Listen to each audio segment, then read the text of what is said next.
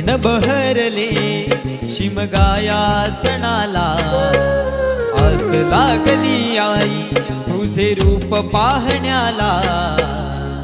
देव माझा एक वर्षान येतो भेटीला, आनंद लागाव खांदा देतो पालखीला।